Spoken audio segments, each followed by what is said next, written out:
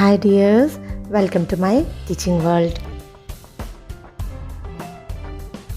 പുതിയ വീഡിയോയിലേക്ക് എല്ലാവർക്കും സ്വാഗതം. ചാനൽ ഇതുവരെ സബ്സ്ക്രൈബ് ചെയ്യാത്തവരുണ്ടെങ്കിൽ എത്രയും പെട്ടെന്ന് സബ്സ്ക്രൈബ് ചെയ്തേക്കണേ.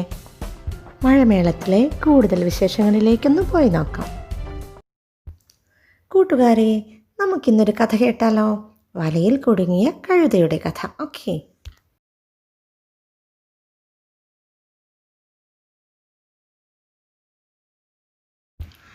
വേലപ്പന് മോഹം എന്താണെന്നറിയോ? ഒരു കടുവയെ പിടിക്കണം. അങ്ങനെ വേലപ്പൻ എന്ത് ചെയ്തു? ഒരു വല വിരിച്ചു. എങ്ങനെയുള്ള വല? നീല വല, വലിയ വല. അങ്ങനെ അതുവഴിയൊരു കഴുത വന്നു. എന്നിട്ടോ കഴുത വലയിൽ കുടുങ്ങി. അത് തല കുടഞ്ഞു. കഴുത ഉറക്കെ കരഞ്ഞു. അതുവഴി ഒരു എലി വന്നു. എലി കഴുതയ്ക്കടുത്തേക്ക് ഓടിച്ചെന്നു. എന്നിട്ട് വല കടിച്ചു, വല മുറിച്ചു. വലയ്ക്കുള്ളിൽ നിന്നും രക്ഷപ്പെട്ട കഴുത ഒറ്റയോട്ടം. കുറച്ചു സമയം കഴിഞ്ഞപ്പോൾ വേലപ്പൻ വന്നു. വലയില്ല, അതുപോലെ തന്നെ കടുവയും ഇല്ല. നമുക്കിതൊന്ന് വായിച്ചു നോക്കാം. വേലപ്പന് മോഹം ഒരു കടുവയെ പിടിക്കണം. വേലപ്പൻ വല വിരിച്ചു. വലിയ വല, നീല വല.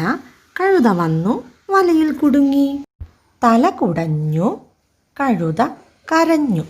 എലി വന്നു, വല കടിച്ചു, വല മുറിച്ചു. കഴുത ഒറ്റയോട്ടം. വേലപ്പൻ വന്നു, വലയില്ല, കടുവയും ഇല്ല. എല്ലാവർക്കും കഥ ഇഷ്ടമായോ? എന്നാൽ നിങ്ങൾക്ക് ഇതിൽ നിന്നും ഇഷ്ടപ്പെട്ടൊരു ഭാഗത്തിൻ്റെ ചിത്രം നോട്ട്ബുക്കിൽ വരയ്ക്കണേ. തന്നിട്ടുള്ള ഈ വാക്കുകൾ നമ്മൾ കഥയിൽ കേട്ട് കഴിഞ്ഞവയാണ്. വായിച്ചു നോക്കാം.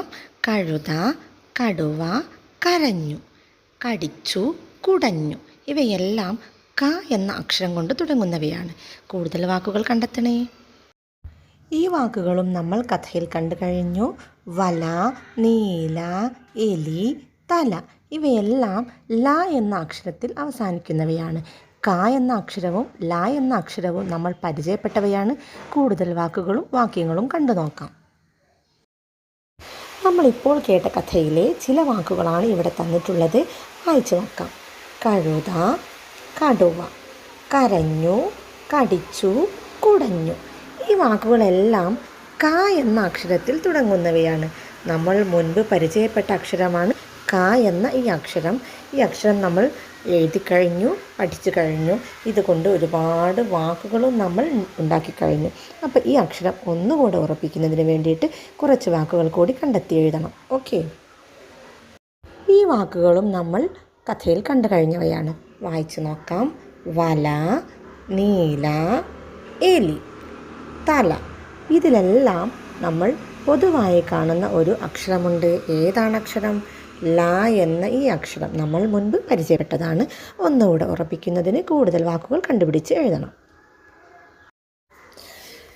ല എന്ന അക്ഷരവും ക എന്ന അക്ഷരവും ആവർത്തിച്ച് വരുന്ന കൂടുതൽ വാക്യങ്ങൾ വായിച്ചു നോക്കാം. മാലുവും മീനുവും കടയിൽ പോയി.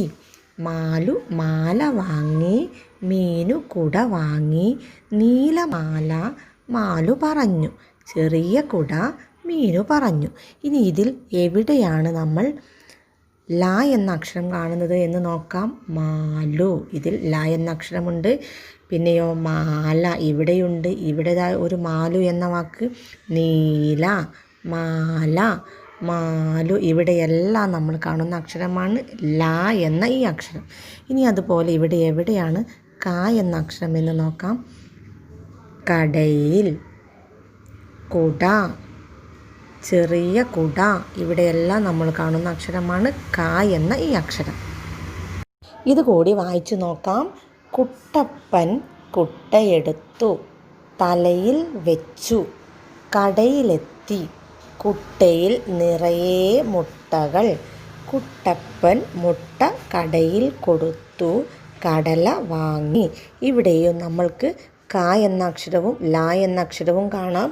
എവിടെയാണ് കുട്ട കുട്ടപ്പൻ. ഇവിടെ നമുക്ക് കാണാം ക എന്ന അക്ഷരം. കുട്ട ഇവിടെയുമുണ്ട് ക എന്ന അക്ഷരം. പിന്നെയോ കടയിൽ, കട ഇതിലുണ്ട് ക എന്ന അക്ഷരം. കുട്ടയിൽ ഇവിടെയും കാണാം ക എന്ന അക്ഷരം. കട. പിന്നെയോ കടല, ഇവിടെയെല്ലാം നമ്മൾ കാണുന്ന അക്ഷരമാണ് ക എന്ന ഈ അക്ഷരം അല്ലേ. ഇനി ല എന്ന അക്ഷരം എവിടെയാണ് വരുന്നത് എന്ന് നോക്കാം. തലയിൽ അല്ലേ. പിന്നെയോ കടല ഇവിടെയുമുണ്ട് ല എന്ന അക്ഷരം. നമുക്ക് എഴുതി നോക്കാം. കൂട്ടുകാരെ, നിങ്ങൾ കമലയെയും വിമലയെയും ഓർക്കുന്നില്ലേ? അവർ രണ്ടുപേരും മലയിൽ പോയി. മലയിൽ നിറയെ മരമായിരുന്നു അല്ലേ. ശേഷം അവർ രണ്ടുപേരും പുഴക്കരയിൽ പോയി. പുഴക്കരയിൽ പുഴയുടെ ഭംഗി ആസ്വദിച്ചു കൊണ്ട് നിൽക്കുമ്പോൾ പെട്ടെന്ന് മഴ പെയ്തു. വലിയ മഴയല്ല, ചെറിയ ചാറ്റൽ മഴ.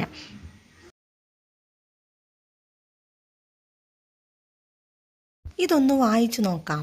കമലയും വിമലയും പുഴക്കരയിലേക്ക് നടന്നു. മഴ വന്നു, ചാറ്റൽ മഴ. കുടയില്ല, എന്തു ചെയ്യും? പുഴക്കരയിൽ നിൽക്കുമ്പോൾ പെട്ടെന്ന് മഴ പെയ്തു. കമലയുടെയും വിമലയുടെയും കയ്യിൽ കുടയില്ല. അവരെന്താവും ചെയ്തിട്ടുണ്ടായിരിക്കുക? നമ്മുടെ കയ്യിൽ കുടയില്ലാതിരിക്കുമ്പോൾ പെട്ടെന്ന് മഴ പെയ്താൽ എന്താണ് ചെയ്യുക? നിങ്ങൾ എന്താണ് ചെയ്യുന്നത് എന്ന് ഒന്ന് പറഞ്ഞു തരണേ ഇന്ന്. ബാക്കി നമുക്ക് അടുത്ത ക്ലാസ്സിൽ പറയാം. Okay, thank you.